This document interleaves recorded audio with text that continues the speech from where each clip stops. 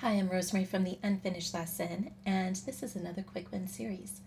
In this series, we're taking a look at how to save time and energy with Studio Info at your digital fingertips.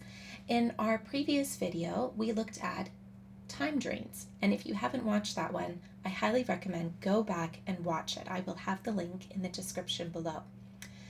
In this video, we're going to take a look at the Picture Perfect Studio. Since a lot of us ended up going online, and because social media has become so prevalent in terms of marketing, there's certainly become more pressure to have a picture perfect studio, right? It's not just what people see in the lesson, but for example, what they're going to see on the camera if you happen to be recording lessons. Now, I have some people in my life that they know where everything is. But if you were to look at their workspace or look at their spaces in general, it's really, really messy. And you know what? It doesn't matter that they think they know where everything is. It just looks cluttered and disorganized. And if it's in a professional setting, it just doesn't look very professional. So even if we know where everything is, right? We need to make sure that our space is clutter-free. If you're teaching online, the advantage is that at least this needs to be clutter-free. Sorry if you're teaching in person. Everything needs to be clutter-free at that point. But it is better to have everything behind the camera clutter-free as well, because it gives our brain the space instead of, oh, I need to clean that up, or oh, I need to do something, that we can just focus on what we're doing. The reason that we want to have the picture perfect studio, and that's going to look different for each person, and I'm not talking about the Instagram posts that used to be highly curated and very polished. We want it so that it's inviting, it's engaging, it's easy for our students to focus. We don't, again, want to be visually reminded of things that we are going to have to get done when we're focused on something else, like me right now making this video. And it just becomes a mental and a physical drain. So even if you don't have things all polished, for example, like back there, I have, right over there, I have a purple box.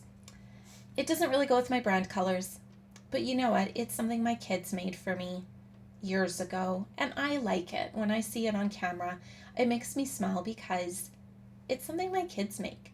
And behind the camera, I have actually stuff that my kids created when they were younger as well.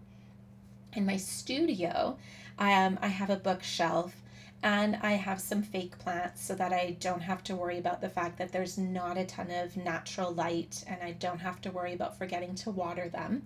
But then I also have various stuffed animals that my kids, they don't use anymore, but that they fit in with my teaching, so that if a student happened to look behind me, and chances are they will, that there's little spots that they can look, but it's nothing that's going to distract them from what we're there to do, which is to play piano. If you're teaching in person, you know as well as I do that kids and pets as well, they will get into everything. As a travel teacher, oftentimes cats would try to crawl into my travel bag so that they could curl up and just like rest there. So I learned I had to close up my teaching bag because it was just too much for cats. I don't know why cats in particular. So what I'd like you to do before you go on with the rest of your day, the goal right now is to do an inventory, or maybe not an inventory, an audit of your teaching and your office space. What do you need to do to declutter it? And because of course we're looking at things from a digital fingerprint, what are the things that could be digital instead of just paper?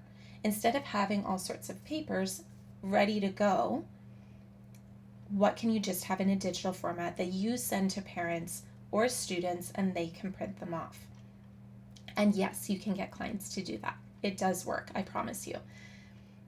Whatever that list is, just make sure it also is with your list from yesterday, the time drains. So, what we're kind of doing is compiling a list of things that you will convert into a digital organization system. But we first need to know what you need to organize, right? All right. Have an incredible day. Make sure in the comments below, let me know what are some of the things that you found when you did this audit, and what do you think would be able to be converted into digital instead of paper. All right, have an incredible day. I think I already said that, but you know what? It can't be said too many times. And I will see you in the next video.